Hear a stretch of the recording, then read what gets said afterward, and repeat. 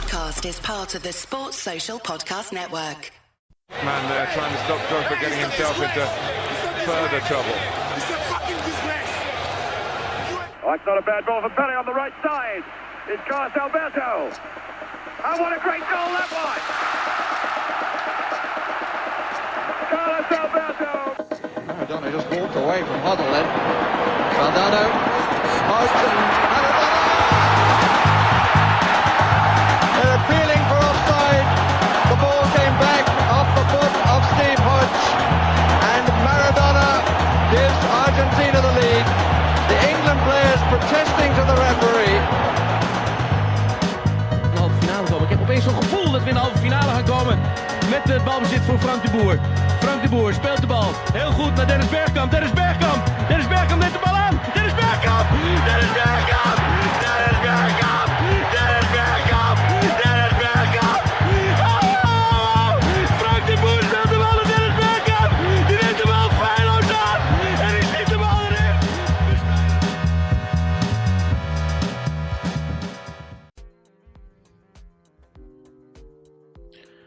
Welcome to the Scoreless Thriller podcast.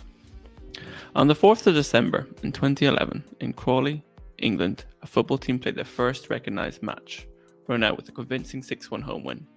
Their opposition that day was bizarrely Raetia, a region of the Roman Empire, which now takes in parts of Italy, Switzerland, Germany, Austria and Liechtenstein.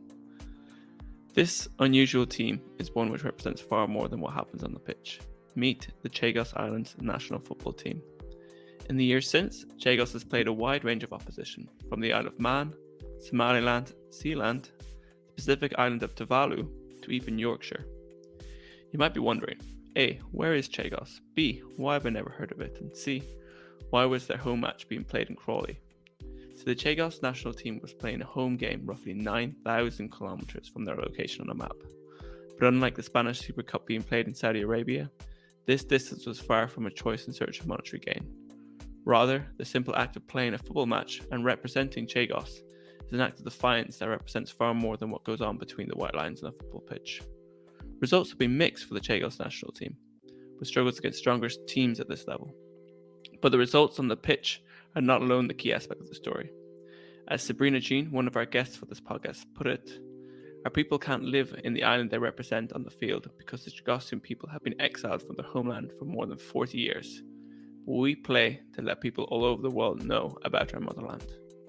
To tell the story of Chagos football is to tell a tale of cruelty and injustice that is difficult to comprehend.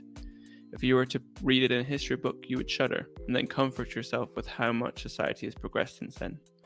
But to know it has happened in our lifetime and the injustice continues, it's difficult to not feel a sense of anger and disbelief yourself.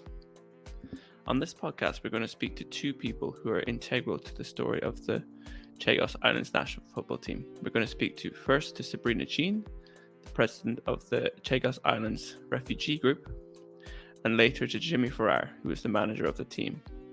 But first, we need to dive deep into the history and the story of the team and how the people ended up representing their national team in Crawley.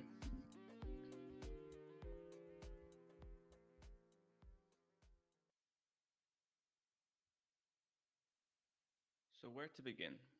Well, I think the easiest point to start when telling the Chagos story is to point out where it is on the map. So Chagos archipelago, or Chagos Islands, is a group of 7 atolls comprising more than 60 islands in the Indian Ocean, about 500 kilometers, 310 miles south of the Maldives. The Chagos was home to the Chagosians, a Bourbonese Creole-speaking people, until the United Kingdom expelled them from an archipelago between 1967 and 1973 to allow the United States to build a military base on Diego Garcia. Since 1971, only the atoll of Diego Garcia, basically the biggest island, has been inhabited, and a major US military base has existed there. The plan to remove the Chagosian people and give this land to the United States for this military base, it's a sordid story. I mean, it's difficult to quite put into words. I mean, basically, there's a memo which says, and I'm going to quote from this, and it says, "The objective of the exercise is to get some rocks which will remain ours. There will be no indigenous population except seagulls who have not yet got a committee. Unfortunately, along with the birds go some few Tarzans or men Fridays whose origins are obscure and who are being hopefully wished on to Mauritius, etc. The plan to remove the people from the Chagos Islands and to give the land to the US to use as a military base came because it was during the period of decolonization, and the land was good, and Chagos had been governed from Mauritius. But when Mauritius gave it independence, in a move which broke all sorts of international laws, the British government planned to hang on to the Chagos Islands and, as such, give this land to the US to build a military base. So in reports on this, in the years coming up to it, they deliberately undercounted it in order to play down the scale of the proposed mass deportation. 3 years before the depopulation plan was created, Sir Robert Scott, Governor of Mauritius, estimated the permanent population of Diego Garcia at 1,700. However, in a British Indian Overseas Territory report, which what the Chagos Islands is referred to on all official British websites and all other areas, made the report in 1968, the estimate that it was as low as 354 Chagosians, which were third generation belongers on the island. So the numbers of how many people were actually forcibly removed is quite disputed. What we do know is in March 1969, Chagosians who were visiting Mauritius for often they would go to Mauritius for medical support and stuff. They were found that they were no longer allowed to board the steamer home. They were told their contracts to work on Diego Garcia had expired, and this left them homeless and jobless and without any means of support. It also prevented word from reaching the rest of the Diego Garcia population of the impending sort of removal. So that later, like in 1971, the remaining Chagosians were told that they would be forcibly removed. And the memorandum which states that I told the inhabitants that we intend to close the island in July. A few of them asked whether they could receive some compensation for leaving, and this is in brackets, in quotation marks, their own country. I kicked this into touch by saying that our intention was to cause as little disruption to their lives as possible. I love this because it's as little disruption to their lives as possible. Can you imagine writing this sentence where it's as little disruption to your life as possible? I am forcibly removing you from your home. Like it's impossible to quite fully grasp. So by October 1971, the Chagosians on Diego Garcia had all been removed to the Perros Banos and Salaman plantations on this was the other islands of the Chagos archipelago, on ships chartered from Mauritius and the Seychelles. And in November 1972, the plantation on the Solomon Atoll was evacuated, the same as the Diego Garcia, with the population allowed to choose to be either taken to the Seychelles or Mauritius. In 1973, the plantation on Perros Banos Atoll was closed, and the last three islanders were sent to Seychelles or Mauritius. There is a story which is there's this story which I found in the course of research that one of the ways that they sort of convinced the Chagosian people that they had to leave Diego Garcia was the story which goes, the governor of the Seychelles, Sir Bruce Greatbatch, ordered all the dogs on Diego Garcia to be killed. More than 1,000 pets were gassed with exhaust fumes. They put the dogs in a furnace where the people worked. This is Lisette Talet, a former a person from the Chagosian community. And when their dogs were taken away in front of them, our children screamed and cried. Sir Bruce had been given responsibility for what the US called cleansing and sanitizing the islands, and the killings of the pets were taken by the islanders as a warning. So, and if you read any of the reports of this or listen to the testimony, I mean, it beggars belief of these people sort of being removed from this island and placed on these ships, and in some cases just dumped on docks in Mauritius or Seychelles, and not knowing what was to come of them, what was going to happen to them in the future, and in especially Mauritius, the population have experienced major discrimination and are They've had the worst health outcomes, have the worst housing, and all of these issues. And so since the early 2000s, there's been a kind of concerted effort by the Chagosian community to get to go the legal route and get returned to their home. So in 2000, the British High Court granted the islanders the right to return to the archipelago. A lot of them have moved to the UK because they were able to get the original islanders were able to get British citizenship. So that's why you had this big community in Crawley, and I think also in Manchester in the UK. And when you read through the sort of legal history of them using this legal route, there's this trend of them coming to a court, the court saying, what was happened to them was clearly in breach of international human rights law, and this removal of people from their homeland, and a ruling saying that you have to return this to the place to the Chagosian people, and then it just been ignored by the British government.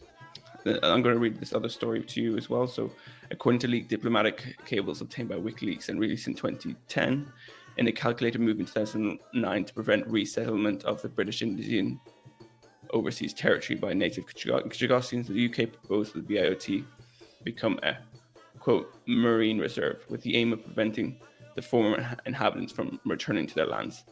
The summary of the cable is as follows. HMG would like to establish a marine park of reserve, providing comprehensive environmental protection to the reefs and waters of the BIOT.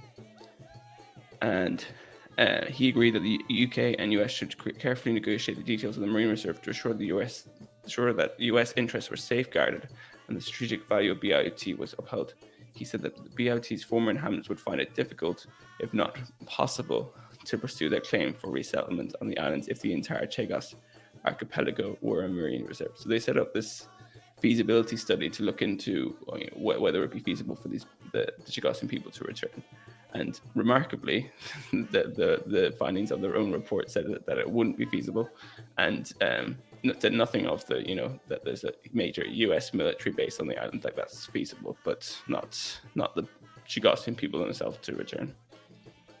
And in 2019, a pretty major the Chagosian people brought their case to the International Court of Justice in The Hague, and to discuss a case regarding whether Britain violated Mauritian sovereignty when it took possession of the islands for its own purposes.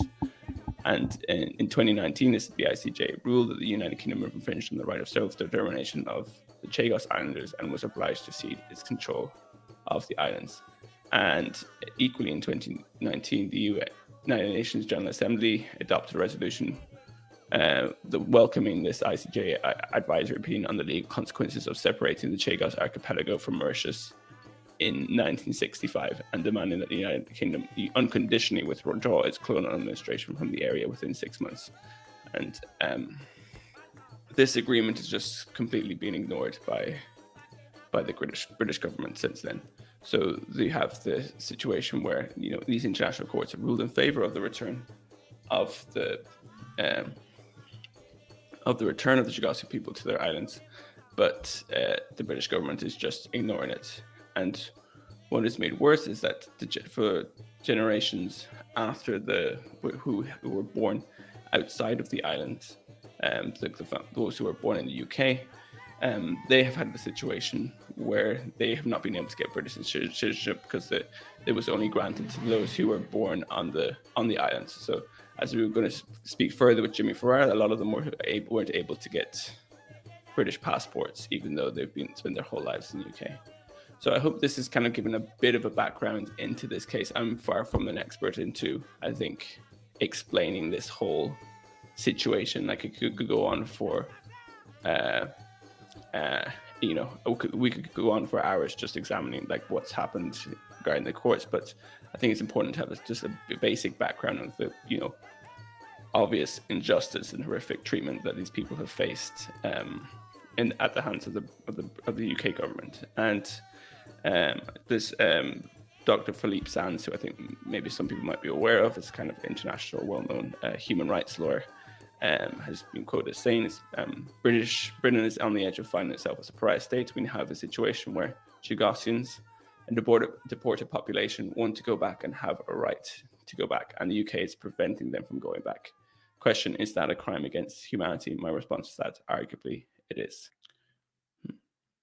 With all that being said, now let's move on to our first interview. We're going to talk to Sabrina Jean about why she helped set up the Chagos Islands football team in the UK, what it means to her to see them representing their people, and what is the continued fight for justice for the Chagos people. It's a really interesting chat. We talk about what football can mean as a form of representing your country. I'm reminded of one of the first interviews we did on this podcast with Paul Watson, where he talked about seeing Tibet, the people who've been the football team being able to represent who they are, where they've come from, what they believe, and what that can mean beyond just playing a football match. So it's a really interesting chat, and this will kind of lead us into our discussion afterwards with the coach, Jimmy Ferrar. Can you maybe, to begin with, briefly introduce yourself and also the UK Chagos Refugees Group? Yeah. Hi, I'm Sabrina. I'm the chairperson of the Chagos Refugees Group UK, and also the chairperson of the Chagos Football Association in the UK. Yeah. And when did you move to the UK, or what is your kind of family story? I moved in the UK in 2006. I'm married, 3 children. How is your family personally affected by the eviction of the Chagosians? Okay, my dad is a native from Paros, who has been deported to his own country. They sent them to Mauritius, and then after a long time, when I settled here in the UK in 2006, my dad came and settled here also with me in the UK. But the history of the Chagos, I think, where the UK government take the island to put the largest military base. Mm-hmm. So still now we are still fighting for the right of return, and also we are fighting also about immigration issue for many Chagosians. Yeah, and it sounds like an incredible inspiration, and it's important struggle. But going back maybe a bit to the story from your dad, so he was living on one of the Chagos archipelagos islands, and did he know that the US and Britain were planning this, or how did this come about? So my dad family was in Mauritius when it's happened. Okay. Because my grandmother were here to seek medical assistance. When they would like to return back to the Chagos Island, a company called Rogers said they are not allowed to return back because the island has been given to the UK government. So for Mauritius have their independence. So those Chagosians who were in Mauritius, they have not been able to return back on the island, leaving all their belongings on the island. So your father, just was never able to sort of see his home. He was in Mauritius, and they were just told then that he could never go back? Yes, he could never go back. But my father got the chance in 2006 when the Chagos Refugees Group, leading by Mr. Bunkul in Mauritius, did the first visit to the island. So 100 Chagosians got the chance to visit the island in 2006. Mm-hmm. Did he describe to you how life on the Chagos Islands was like?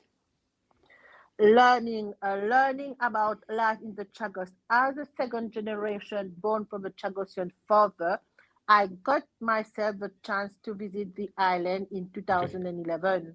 So learning about the Chagos Island with the native came from the Chagos Island, especially with Mr. Bankul and others, because I was the youth group in Mauritius called Groupe Enfants Îlois, where I was the chair also we learn a lot about the history, about our culture. But many Chagosians said uh, Chagos Island was a paradise island. They got everything they want on the island. They share everything, and life was very easy. So, returning back when they had been deported in Mauritius, life was very tough for them. Even still now, many Chagosians are living in poverty. Even here in the UK, also, we got lots of problems like housing issue, immigration issue, but it's painful, but some of us can deal, some of us can't. Especially, I would like to talk a little bit about the immigration issue. Some of the second generation, they don't have British passport, but the third generation also. I think you heard about the nationality and border bill recently, about how UK government are dealing about it. So Chagosian, they refuse to give some of us citizenship. And what happens to those who, I mean, who are currently living in the UK, but they're not allowed to get British citizenship? Like, what options So are left open to uh, them? I'm like me as a second generation coming here in the UK. I need to apply. I got British passport, but my children need to apply for a settlement visa for 2 years in Mauritius. When they got the settlement visa, they came here. So after the 2 years finish, I need to apply indefinite stay for them. After the indefinite, we did the citizenship where they are allowed to British passport, but it's a lot of money. So we are not granted British citizen like we need to have it. We need to spend a lot of money. About we spend about £8,000 or more to have everything to settle in Mauritius. But some Chagosian who can't afford it, their kids came here sometime on a 6 month visa, but they can't apply for a 2 years visa or citizenship because it's a lot of money. So we are asking to the UK government to do a fair thing for Chagosian because for us, we are British. We have been British, but they don't want to do something for the Chagosian community. We're still fighting for our right of return, but we're still fighting also for the UK government to put something about immigration issue for all Chagosian generation, including the spouse. Mm-hmm. Which of course seems like an incredible precarious situation to be in, right? You're not allowed to return to the home country of your grandfathers, and at the same time, you're not allowed to permanently even stay at the place that's now your new home. Yes, we are not allowed to do it, but it's a shame. But when you see many of other people working on the island, but why not us Chagosian? Well, especially when you see the Falkland Island, they are living on their island. But why Chagosian can't? This has been always my question. Why we are not allowed to live on our island? Did you ever get the chance to ask this question to a British politician? I always ask this question when I on Twitter, every interview I did, but they always said they can't turn the clock back. Mm-hmm. This is their answer. They can't turn the clock back. But what they could do is theoretically give you back the rights to return to the island now, right? Yes, another council has been in 2000 said we are allowed to return, and then they take it again from us. This is why we are still fighting. We are still fighting for our right to return, but we are still fighting also for immigration. UK government said they are champion of human rights. Where is their human rights for Chagosian? Sabrina, when did you begin campaigning in the UK? What is the kind of story with the campaigning in the UK? I've started campaigning in the UK in 2012, but have been campaigning also in Mauritius with the Chagos Refugees Group together, Mr. Bankul and others. So I've been fighting for a very long time, and I will never give up on the fight for the Chagosian community. Whatever happens, I will still fighting for the Chagosian cause. Yeah. And how big is the Chagosian community in the UK now, and also in Mauritius? In the UK, we are about 3,000, 4,000. Yeah. In Mauritius, I don't have an answer, an exact amount, but I can find out and let you know. Okay. No, I didn't. How tight knit is the community? I mean, is it all kind of centered around a particular area? I know it's a lot around the. Most of the Chagosian are based in Crawley, and we have about 400 family in Manchester. And you have some place in the UK, you have some in London, some in East Croydon, but the place exact where you have most Chagosian are in Crawley and Manchester. And what are kind of events that the community comes together around? I mean, we've heard about the story from the coach about the football as kind of an event where people come together, celebrate also their Chagosian nationhood. But are there also other types of community organizations? What happens within the community? Yes, you have different group, different Chagosian group here in Crawley also. But on the 3rd of November, we celebrate Chagos Day, where you have all the group, all the members together. So we celebrate it. We have the first thing, we pay tribute to all Chagosian native or second generation who has been passed away. And also we have a mass celebration, and after we have all the food, the culture of Chagosian on that day. So we have the food, the sega, everything about Chagosian issue, where you have every Chagosian who participate. Yeah. What is the significance of the date of the 3rd of November? Is it the 3rd of November is the Chagos Day, where in Mauritius we celebrate it also. I will send you everything about it because it's a long description about Chagos Day, so you will understand why we celebrate it. It sounds like a lovely feast. Yeah. No, I listened to I think a documentary with the British comedian. I can't remember his exact name, but I think he joined you on one of these Chagos days, and he was, mentioning about all the spices in the curries and everything. Yes. Yeah, very spicy food apparently. Yeah, it's all based from coconut. Coconut milk.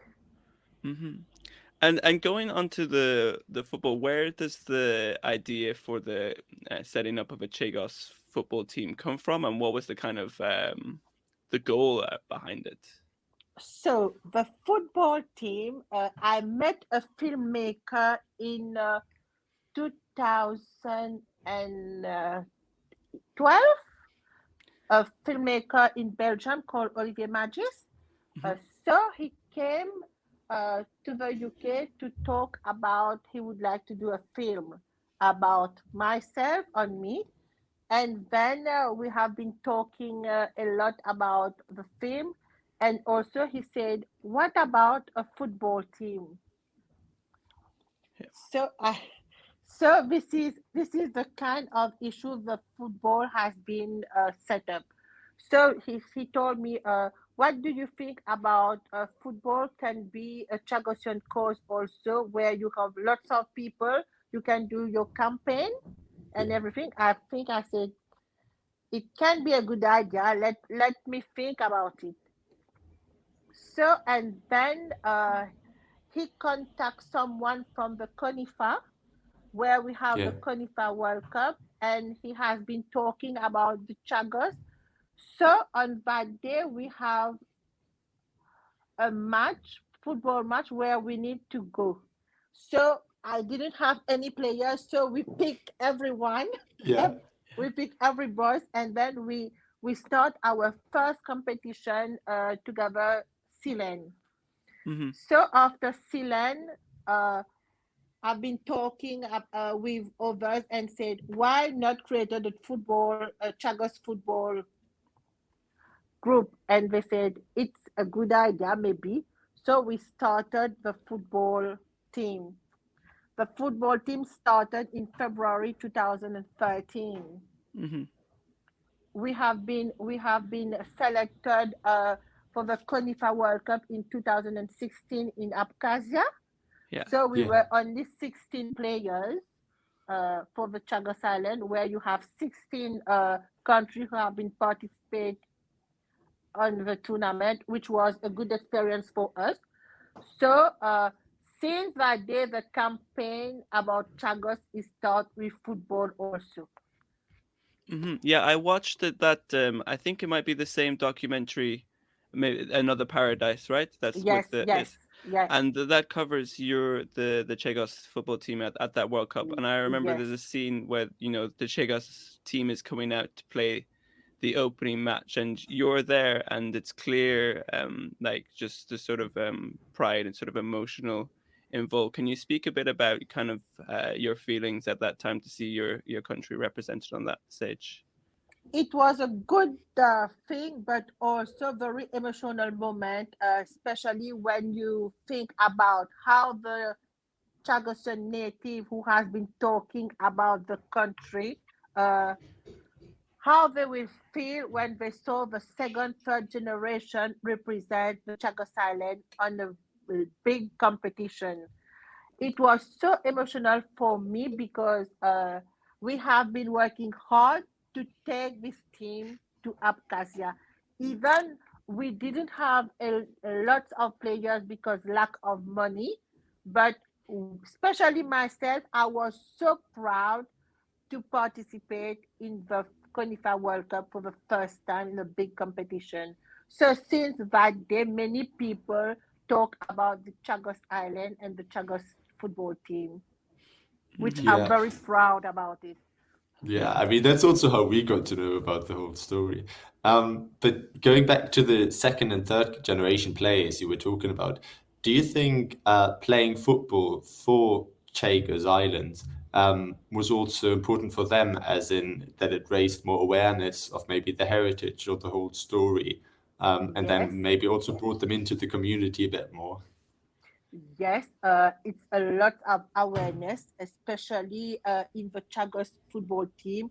I have some boys who don't have any immigration issue. They are facing I got one player who has been faced deportation because he don't have any paperwork. But with football, many people have been learning about how the UK government has done with the Chagosian community. Because even some of the boys who had never talked about how they're feeling, so when they have been playing football, they start talking about their culture, about their family, about where they came from. This is something I'm very happy because lots of the youth now start campaigning about the Chagosian cause. Mm-hmm. Yeah, one of the scenes that I particularly enjoy, I think, from that film during the World Cup, I think it's like the day after one of the games, and I think the players are tired and they're in their beds and they don't want to go out, and you burst through the door and start shouting at them to kind of get out. This is you've got to get out and get trained and get over yourselves. Um, how have you kind of, I don't know, like what do you feel like your responsibility is, or your position is now in the Chagos community, and also related to the football team? So, my position in the Chagos community will be always, if I can, helping each other. Sometimes it's hard, but if you have the courage, you have the capacity, you have the power of doing things, I will do it for my community. Even we have a lot of pressure sometimes, but we will never give up. I will do everything I can, especially for my boys, for the football team. I will do whatever I can to bring them more and more and more about the football, about everything. Because my point of view, I would like to see the Chagos football team to go far from where we started. I would like it to be a big thing. Even one day I will not be with them. I don't know. But having Jimmy working with us on the Chagos football team, it's a big things for me, especially for me, because I can see how the boy has been involved, how the boy has been working hard and hard. But my point of view is one day to see the boys from the Chagos Island maybe in a big club playing for for their parents. I will be proud to see one Chagosian playing for Manchester or Liverpool or whatever. Yeah. This is my dream. Yeah, regarding football in general, and maybe also tying into this, do you know whether football was a big thing before the eviction happened in the late 1960s and early 1970s? Oh, You never, I don't know, but when I started the Chagos football team in 2013, I was Yeah. so happy, especially as a woman, to do it. Even I'm the only one with them as a woman. I'm proud, and I'm very proud about my boys. Yeah. And what is has the sort of recognition of the team among the Chagosian community kind of grown since 2016? Like, are people kind of proud of the team and come out to watch the matches and that kind of thing? Yes, there has been since we have Jimmy and the others, even the first manager also still with us, Jean-Louis and Gino Augustin, who help also. But we can see how the boy has been improved. Yeah. And then with the struggle of the team and zooming out maybe a bit, so you wish a bright future for all the boys. How does the future for the Chagosian community look like? Like, do you have concrete next steps, what you want to try? It seems like you've taken the case to many courts internationally. What is the next big thing to come? Where are you working towards? The next thing is we are working hard on, especially right now, about the Chagos Refugees Group is still working about the right of return.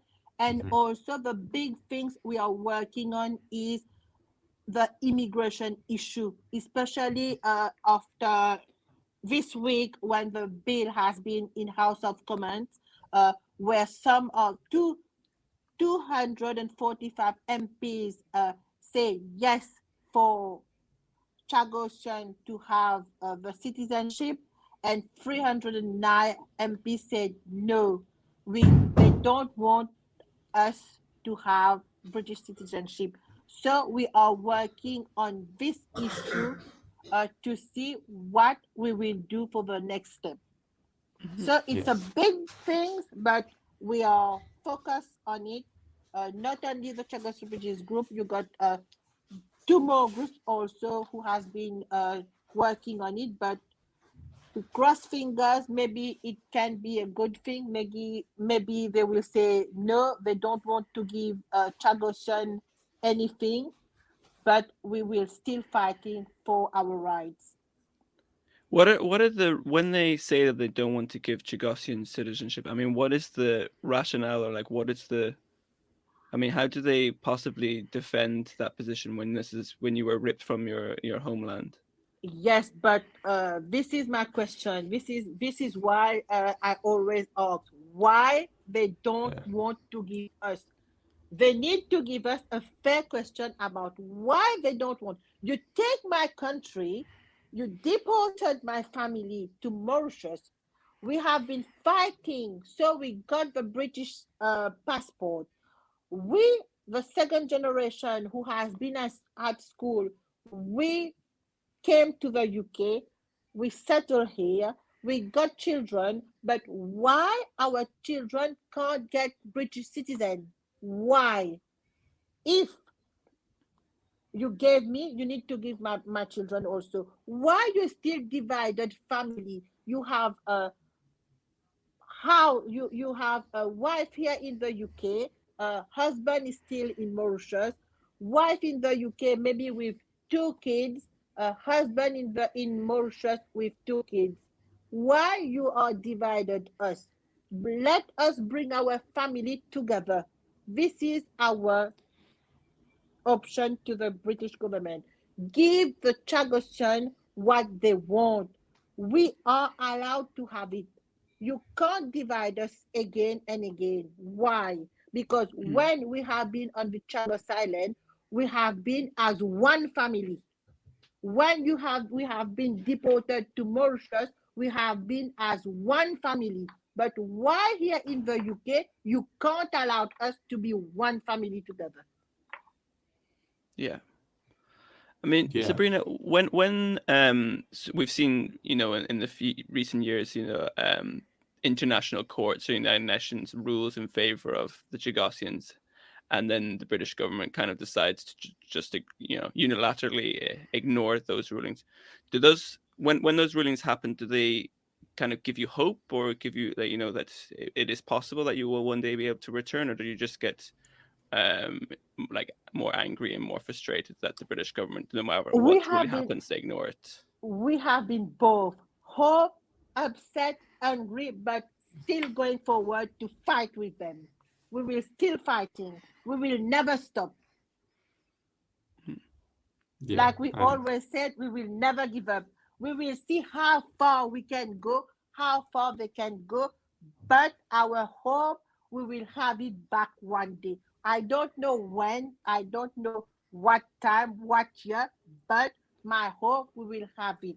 But we don't know exactly when. But in the meantime, we are asking the UK government to give us the immigration issue, to give us the British citizen, to bring all our family together. This is our most priority.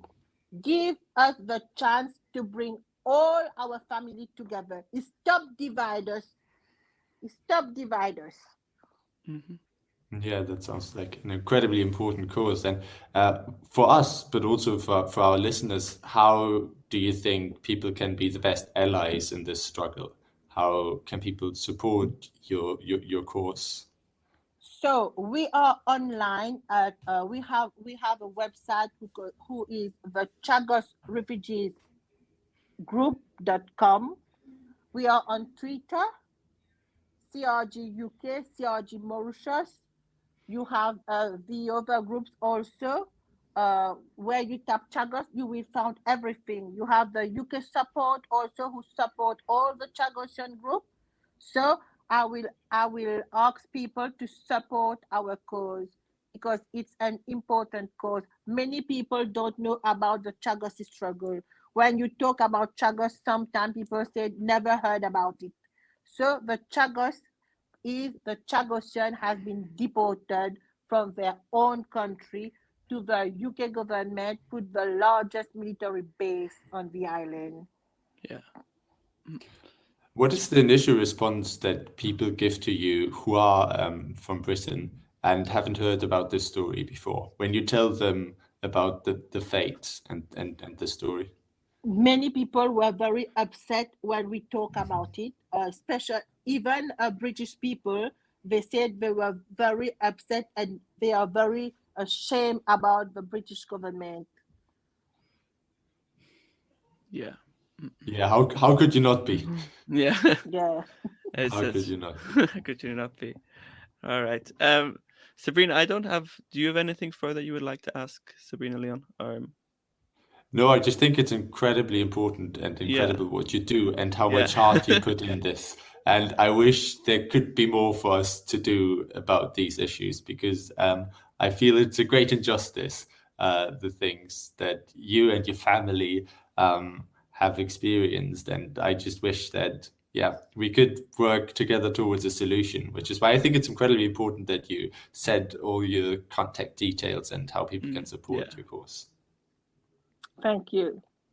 Sabrina, where does your kind of strength or commitment to keep going come from? I mean, does it just come from from within your community, or what is it? So I've been leading with Mr. Bancool in Mauritius. When I was in the youth group, all the natives speak about their struggle, about their culture, about everything. Especially myself, I always ask questions because I would like to know a little bit more. So we ask questions about, we take notes, and one day I said I would like to fight for the Chagosian. So it was me, another guy called Gianni Augustin. We have been together in the Chagos youth. So when we left Mauritius, we came here in the UK. So we start the Chagos Refugees Group UK, where we said we need to work for the right of our community, especially for the right of my dad, because my dad is a native.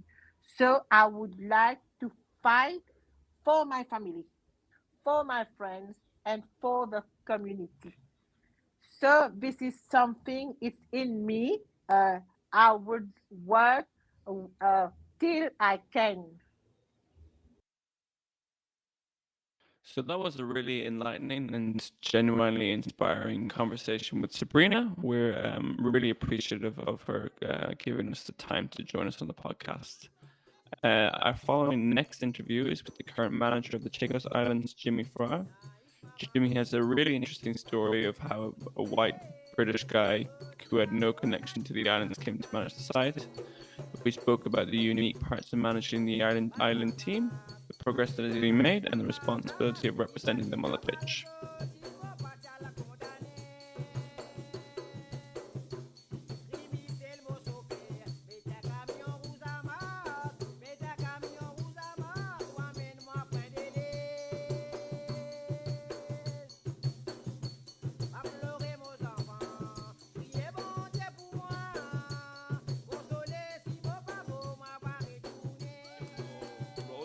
Do you want to give a bit of a background about you, like who you are, where you've been coaching, and maybe how you ended up in this position? Yeah, so I actually started, this is my first sort of international job, so to speak. I started out managing sort of step 5 football in England, step 5, step 6. I played county football, which is that sort of same level. Played county football on and off. I got to about 25. I think I'm probably a little bit too competitive. I know quite a few people obviously know that through football. When I played, it ended up costing me a fortune in yellow cards, red cards. Just I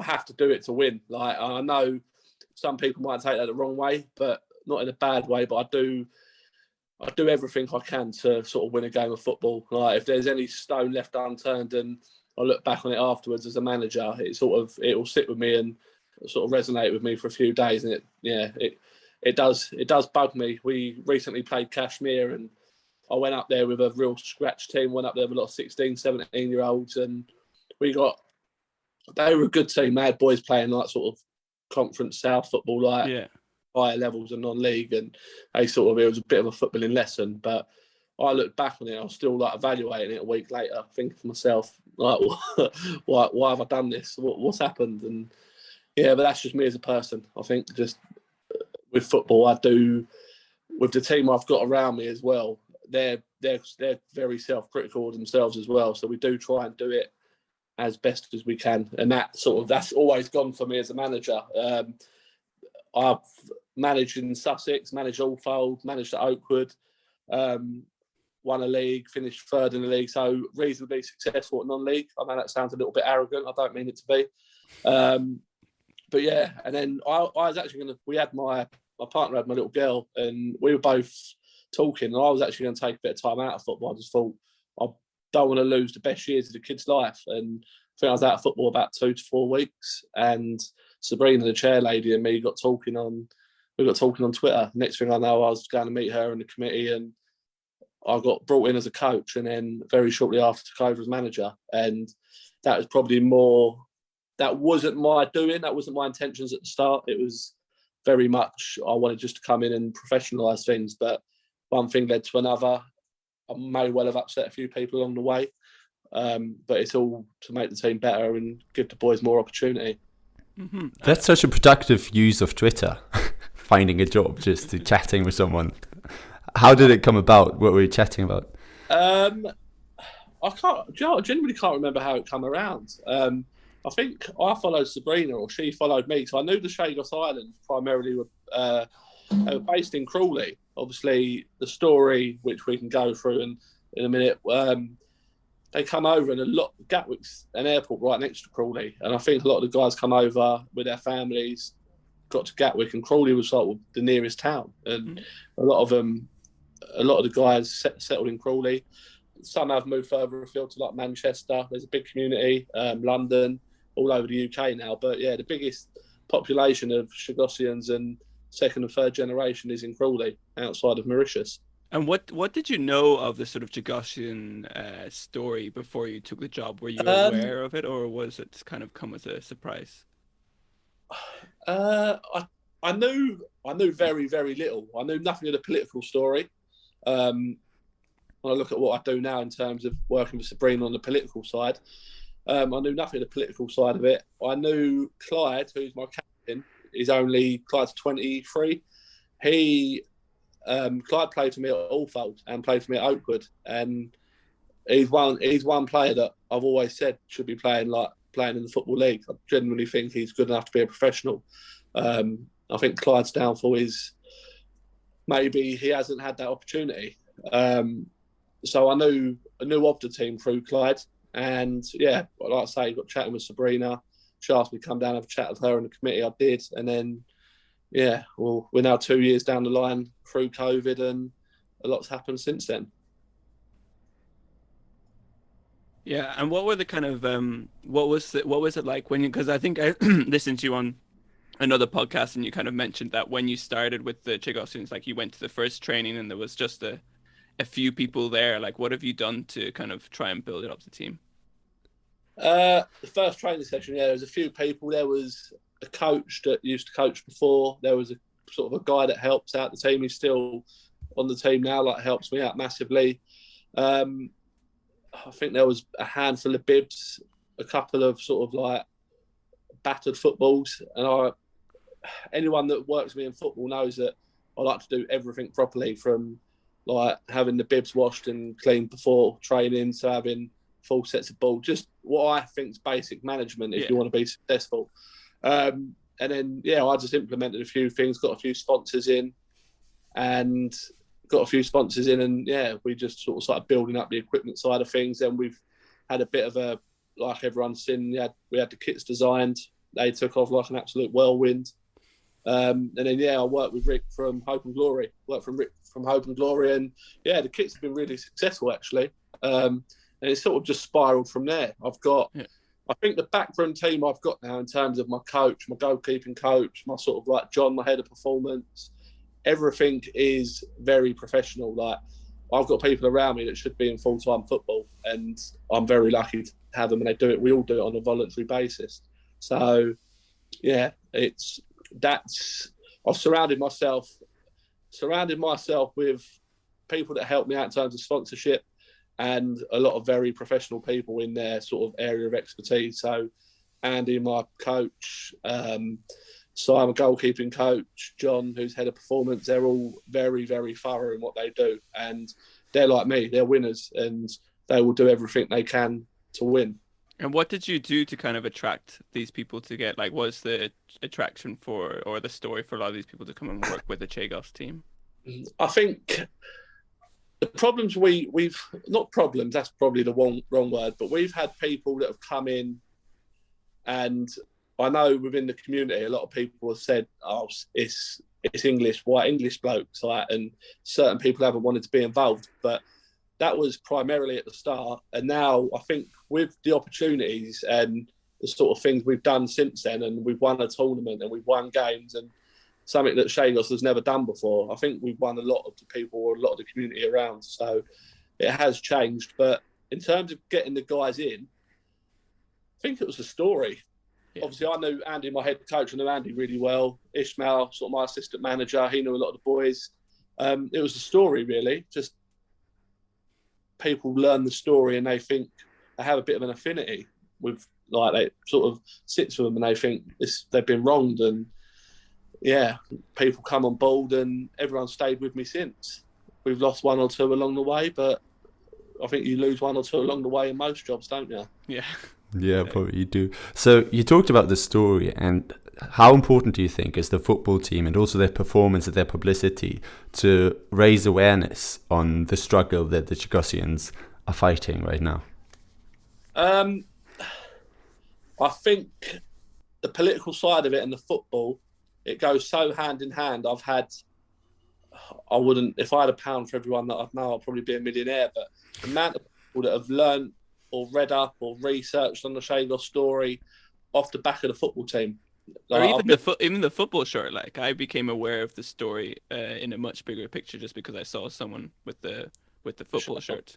Yeah, and that's the football shirt. I was on TalkSport last year. Like, I've had like people sort of messaging me that I haven't spoke to in years, and they're like, "Jimmy, what the bloody hell are you doing?" Like, where we've taken it and what we've done with it, and I said to Sabrina at the start, I didn't want to do nothing from the political side in terms of I wanted to concentrate on the football and give the boys as much opportunity as we could and make them not just much better footballers, but try and make them better as people as well. And that's sort of like what my coaching staff do. Like, we want to improve them as people and as footballers, and hopefully they might help the community in the long term. That was our sort of primary aim.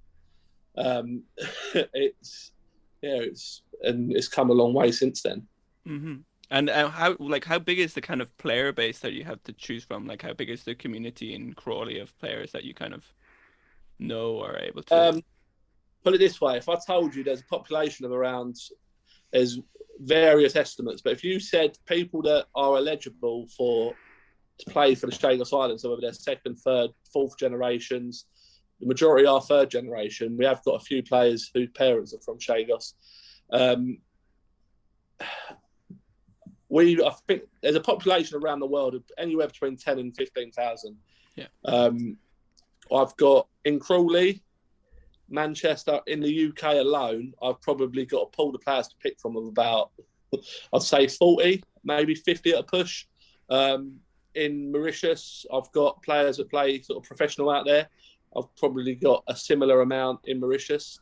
But when you compare some of the teams we played against, we played sort of Barawa in the final of the World Unity Cup recently, and that's a region of Somalia that's sort of in the millions. And in Kanifa, when you look at teams like North Cyprus and Western Armenia and Western Sahara, sort of you're talking like regions and countries that have got millions of people or hundreds of thousands of people. And Chagos has got, we've not even, when I say 100 people, that's sort of being very conservative, because we've got, in Crawley, we've got a handful of players to pick from.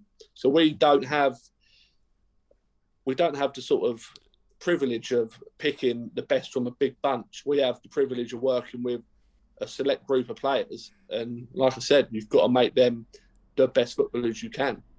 And when you look at the success that Chagos have had recently and the sort of win percentage that has built up over the past 2 years, and I think it sort of speaks volumes. Not just me, but the players themselves. Like, they've taken it on board and they've become better players.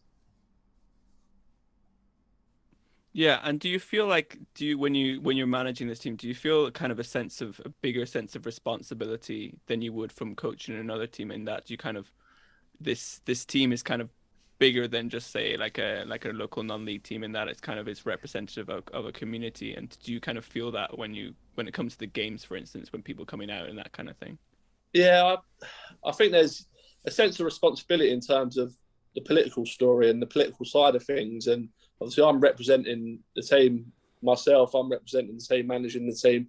So that's why I say, like, when I go back to making the players better people as well as players, it's because you're representing a nation, you're representing an island and a larger community, that if we were to be sort of like rag-ass rovers and turn up and fight and just get into absolute disarray in matches, it would speak volumes, and people would look at the wider community in that sort of context. And that's one thing I've sort of tried to improve massively, and the discipline side of things. And so, yeah, there's a massive sense of responsibility, I'd say. Like, when you look at the coverage the story gets, and the people that have contacted me and the people that I've met through the story, it goes to tell you, it's not, although people may say the standard wise might be non-league football, that may be true, but in terms of the story and how hundreds of people and the amount of countries that the shirt gets worn around the world, it's bigger than just similar to a non-league team. Do you think the story that you talk about has also shifted your perspective on maybe politics in England or in Britain itself? Because surely they're intertwined in the struggle that the Chagosians are fighting for right now. What effect did this have on you, or maybe on your friends? Do you know what? I'll be brutally honest. Like I said to you, with Sabrina, when I met Sabrina and I said I didn't want to be involved in the political side, and me and Sabrina talk every day. Like, I talk to Sabrina as much as I talk to my girlfriend. And like, me and Sabrina are really close, and there's not many people I trust with everything, but Sabrina I 100% trust. Like, she's a very, very, very good friend now. Treat her like family. So yeah, it's the political story. When you read about it and when you look at it in depth in terms of within sort of the past few decades, what's happened to the people and the story that unfurled from the British government, you can't help but think it's like criminal. It's criminal. Like, I'll just give you a few snippets of it. I don't know how much you guys have read up on it, but like, when they were forced to leave the island, it wasn't optional. Like, the British Navy and the American Navy, like, they gassed the dogs, they gassed all the pets. Like, they put them into a warehouse and killed people's pets. Like, can you imagine Boris Johnson went and rounded up everyone's pet cat and dog in like North London and put them in a warehouse and gassed them? It would like cause uproar. It would never happen. So for it to happen to them and to sort of be brushed under the carpet, because I think it does, it gets the story, although we've raised as much as we can, the story still isn't very, very well known. Like, there's big supporters behind it, but when you look at, not that I wouldn't want to compare them at all, but when you look at the West Indies, the Windrush scandal, like, it's of a similar nature in terms of scandal and how scandalous it is. And to be fair, that has had a lot of coverage, which rightly it deserves. But that's what I want for Chagos and for the Chagos people, because not many people discuss it. People say they want to return home, but there's one island amongst a group of over 50, and the guys would happily go back to Diego Garcia and live on the island there and live on the other 2 islands that were inhabited at the time. They would go back there and live there, and they would live alongside the American air base. Like, people are flown in from like the Philippines, Malaysia to work on the island. And for me, unless there's something more to the story, which I'm no doubt there is, why are they not allowed to live on Diego Garcia or Solomon Islands or Peros Banos? Why can't they live there and live alongside the airbase? There's more to the story, a lot more to the story, and I don't think in our lifetimes we'll ever find out that side of the story. I just hope in our lifetimes they get to return home. Mm-hmm. Speaking about one of the other difficulties with that the Chagos people face, I was reading about before the 2019 CONIFA World Cup got cancelled, that you had some players who basically you wanted to be able to pick, but because of passport issues that you couldn't take them because they wouldn't be able to get back into the UK. Can you explain a little bit about that situation? This is another, again, it goes back to the political side. So yeah, I am well sort of intertwined with it now. Yeah. But the British government stance is, if you were born on one of the Chagos Islands and you was forcibly evicted, you and what we know as the second generation, so if you're born on the island, you and your children are eligible for a British passport. But so Sabrina, who is the chair lady, her father's from Perros Banos, which is one of the Chagos Islands. So Sabrina's a second generation. So Sabrina's eligible for British passport. Her children weren't. She's come over here and she fought and worked, and fair play to her. She worked her absolute butt off to get here, and she's provided, and she's a British citizen. But for her children to not be British citizens because they come from a British overseas territory, it's just like, it just beggars belief. Like, but going back to the also, what's the solution? Yeah, I mean, they can't go back.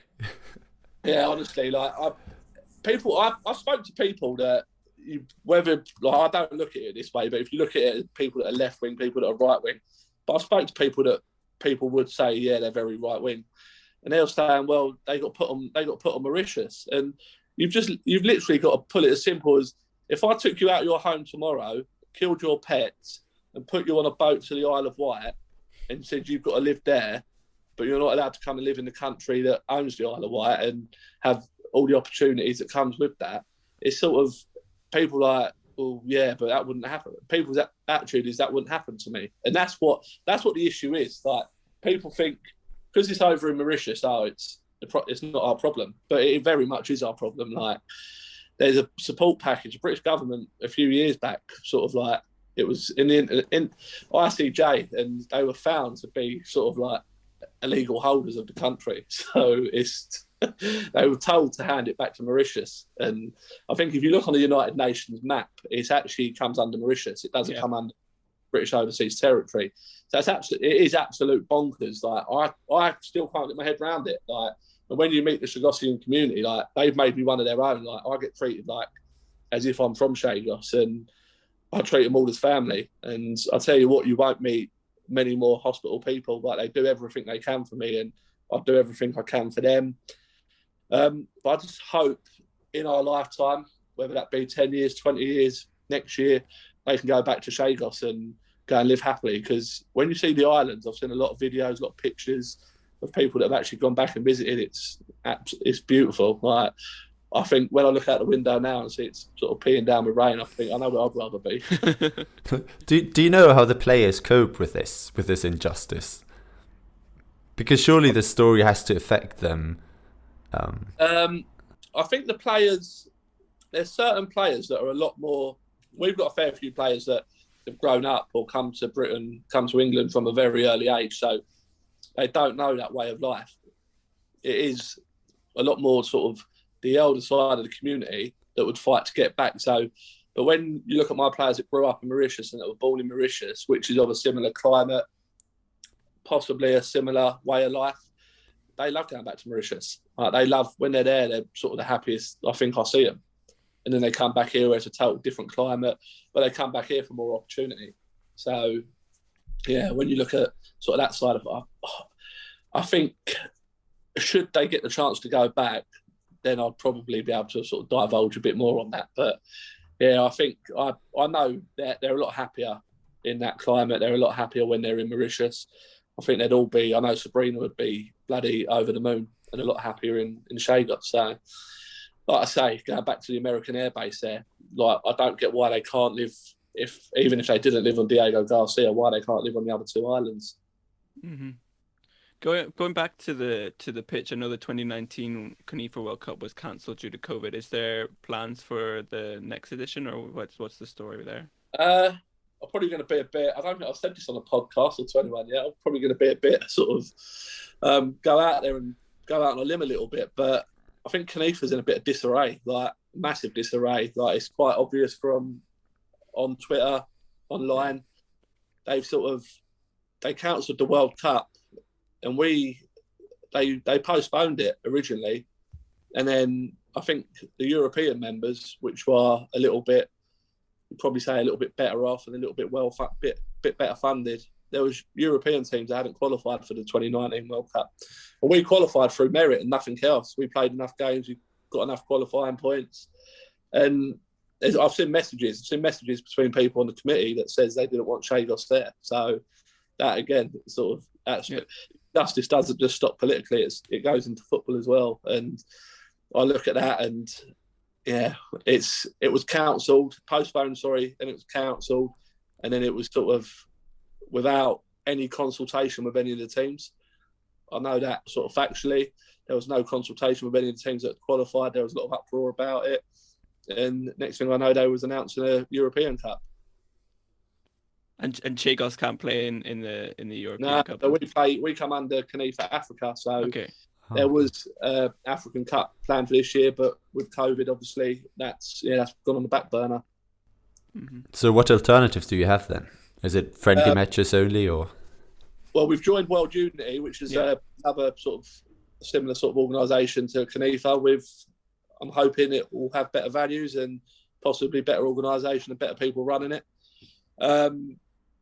That's our other option. Someone has spoke to me about joining sort of the National League system in England. Yeah. So whether we start sort of the Chagos and similar sort of Jersey with Jersey Bulls, what they've done. So whether we go down that route. So there's options. there's lots of options, and Sabrina's currently away, so me and her have got to have a catch up when she returns, and we've got to go from there. Yeah, but I mean, it could be maybe joining the league system could be quite exciting, right, for the Chagos Islands and get more coverage and that kind of thing, regular games. Yeah, that would be in terms of regular game time, because a lot of my boys now, in the last year or two, they've really pushed on. Like a lot of my boys have gone from playing sort of park football and not a great level, and they've gone on and they're playing county football sort of in the lower leagues of Ryman. So I'm happy in terms of the progress and the development of a lot of the players, and they've really stepped up, and I think they've come into their own in the past year or two.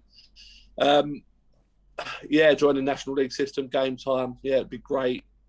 Ideally, like politically, the guys get to go back to their country, they get to live happily, they get sort of recognised as their own country. We can join FIFA, a lot more financial help, a lot more assistance, a lot more opportunity. That would be my long-term aim. But as we speak, that's not an option at the moment. Mm-hmm. Leon, did you want to jump in there? Or? No, I just think it's incredibly interesting. How much optimism is in the player base, and maybe also in the broader community, that this can be brought about within the foreseeable future. Depends who you speak to, really. I think that the fact that the European Court of Justice told the UK government to hand the islands back to Mauritius, and they were sort of illegal occupiers, that speaks volumes. But I think the British government do what the British government did best at the time and do best now, and they sort of wash their hands of it and say, we don't recognise that. So what do you do? You can't really argue, can you? But I'm confident, or I'm fairly optimistic, that one day the islands will be returned. They get to go and live back on the islands happily. And then from there, hopefully, whether I'm involved or whether other people are involved, the football team sort of have a lot more opportunity. When you look at various other overseas territories like the British Virgin Islands and so on, there's a lot more opportunity available. If people kind of get interested in the Chagos story, where's the best place to go, or to find that information, or want to come to a match or something like that? So our Twitter is probably the best point of contact. We've got a Facebook page, we've got an Instagram that's recently been set up, and there's a few plans in the pipeline to go in. We're going to be linking out a YouTube channel and doing some sort of weekly news and weekly insights and weekly challenges. So there's a lot that's been sort of prohibited by COVID like recently, but we're looking now, things are starting to look like they're returning to normal, touch wood.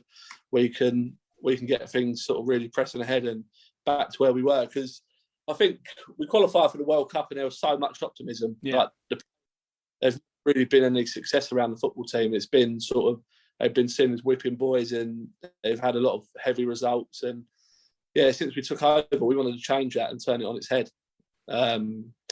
And obviously we won the World Unity, the sort of UK series recently, and I think we was expected to finish like rock bottom in that and probably not score a goal. And to win that, the party that went on afterwards, I cannot tell. Please tell us, was it everyone? I could not tell you how much optimism that brought around in the boys.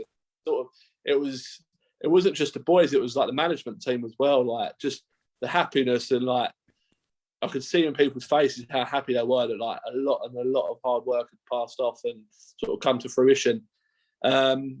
Players, I think the players never expected to win it, and we won the first game that was a friendly, and then we played it was a four team series, and we played a semi-final, we won that, and then we played in the final, and it went to penalties. And I remember when the last penalty, my centre back was Damien. He was quite happy, and I wouldn't say arrogant, but borderline arrogant about, I'll take the last one. I'll score it, no problem. He literally, I don't think I've seen many people step up and take a penalty like it. And that started a party that went on until, I think, 24 hours later. And there's still videos circulating of people falling out of taxis and people falling out of beds. And it was quite a party. Who did you beat in the final? Who were the losers? Barrowa, which is I think it's from the eastern region of Somalia. So okay. We've also got Somaliland that play in World Unity, and Kenitra, and you've got Barrowa, and I think it represents a population of a million or a couple of million. Yeah. As a coach, how do you select the penalty shooters? Like, just as a coach? Yeah. What is your approach? You know I know a lot of coaches do a lot of sort of prior research. Yeah.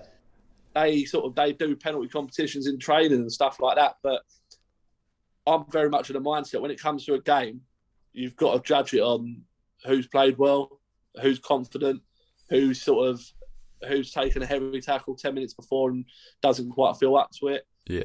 Everything, the dynamic of a team and dynamics of decisions change like by the minute in a game of football. And on that final, I asked the boys, I said, who wants to take a penalty? Who's confident? Who's happy?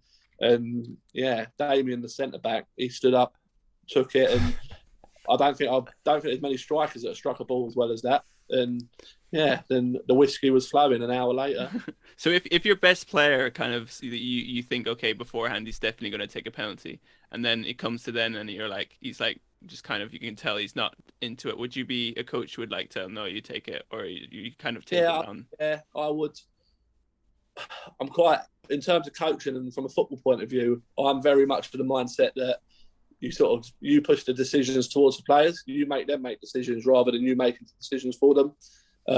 I'm similar in my work life. I don't like to micromanage, if that's sort of the terminology. I want people to be confident in what they do, because if you're not confident on a football pitch at work, in general life, if you're not confident in what you do, it's quite transparent in how it comes out. And on the football pitch, if you're playing with no confidence, it's going to be, you'll be getting a number 4 when you're marked in the Sun Green team on a Saturday. It's clear that you feel kind of very, promise to finish in a couple of questions, but it's clear you feel very kind of accepted or part of the Chagos team thing. And I just want to kind of know, was there a point where you felt you kind of had to prove your commitment to the team and also the community, or how was the relationship at first? Was it kind of a little uneasy, or how did that work? Yeah, it was, like I said, we've upset people along the way. Yeah. That's being honest.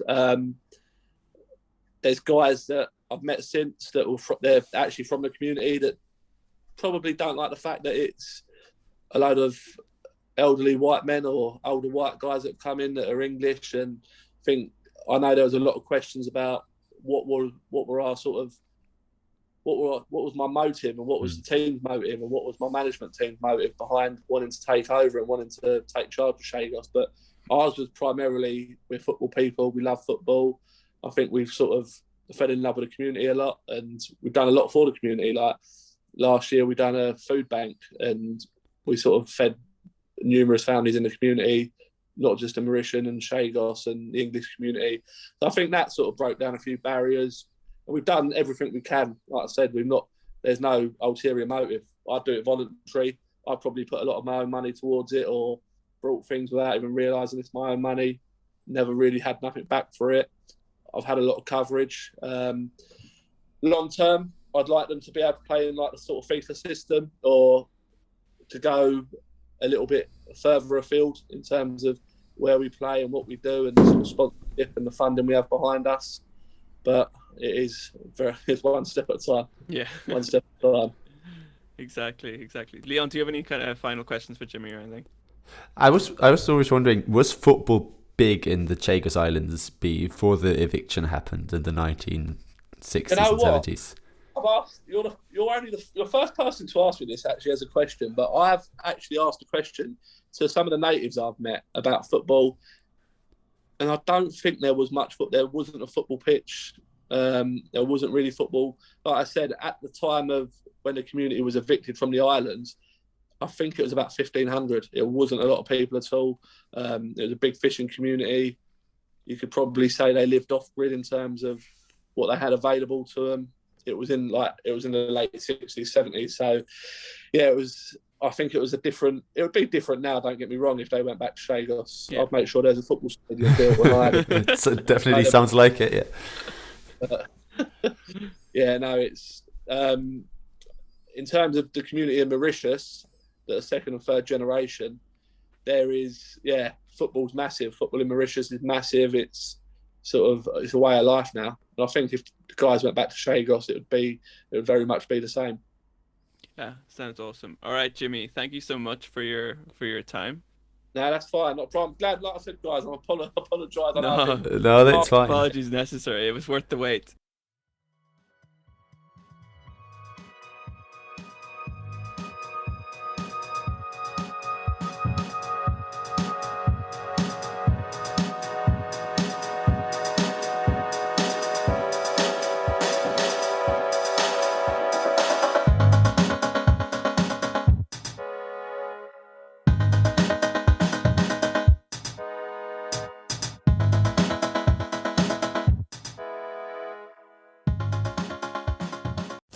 Sports Social Podcast Network.